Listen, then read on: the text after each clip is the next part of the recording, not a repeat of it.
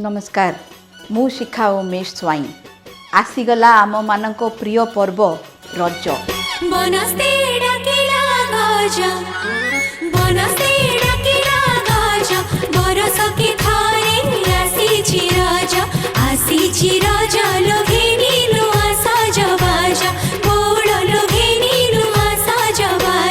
एही पर्व उपलक्षे मु बालिकुदा एरसमार सबु माँ भौणी और झील मानू बहुत बहुत शुभेच्छा जनाऊँगी। ओडिशा संस्कृतिर जेतेटा पर्व भितरु एही पर्वटा सबुठी अन्यतम।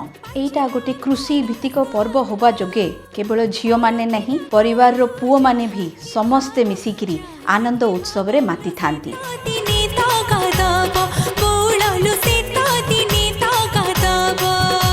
एही पर्व रे आमे माँ पृथ्वी को भूमा देवी को पूजा करू। आमे आषाढ़ मासर प्रथम वर्षार स्वागत करू। एही पर्व सरिला परठू आउ चासी माननकु बेल न थाए से माने तांको चाष काम रे माती जानती।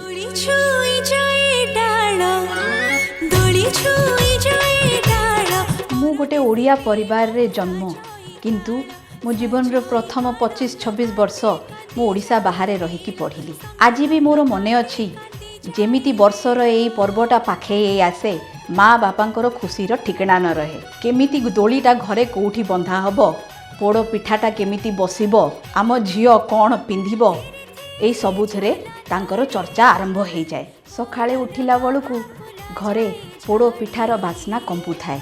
माँ कहती जा गाधेई पड़, तापरे पादरे अलता लगई देई चूड़ी सिंदूर रे सजेई दियंती। बापा चंदन टीपाटे लगे दियंती। तापरे दिन सारा कौन खाइबा कौन पिंधिबा कुआडे बुली जिबा एइथरे दिनटा सरी जाए। बारंबार मने पका हुए आज खाली पादरे चलिब नहीं। आज कोनोसी छुरी कोनोसी लुहा जिनस को हाथ लगेबनी आ कोनोसी काम करिबनी।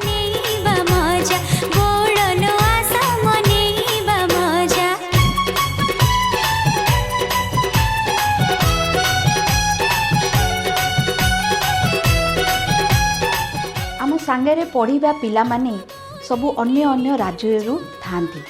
जेतले ओडिशा राज्यर ना उठे आ मते पचरा हुए ओडिशा राज्यर सबुटु मुख्य पर्व कौन, समस्तक पाटिरु बाहरिबो रज। एई रज पर्वर ना मिथुन संक्रांति भी पड़िछि। प्रथम दिनटा पहिली रज, द्वितीय दिन हैला मिथुन संक्रांति, तृतीय दिन बासी रज आउ चतुर्थ दिन हैला आमर बासुमती गाथुआ। एई दिन आमे हल लंगल आउ घरर शिल को पृथ्वी माँ को प्रतीक मानी ताकू पूजा करू। हलदी पानी रे गाधेई देई चंदन सिंदूर आउ फूल सहित तांकर पूजा करा जाए। एई दिन प्रत्येक ओडिया नारीर नारीत्वर उत्सवर दिन, जोठी झियो पिला माने गाँ गाँ बुली दोली झुलिया रे व्यस्त थांती, पुओ पिला माने सेमती रज पान खाई तास खेलिया रे पूरा 3 दिन व्यस्त रही थांती।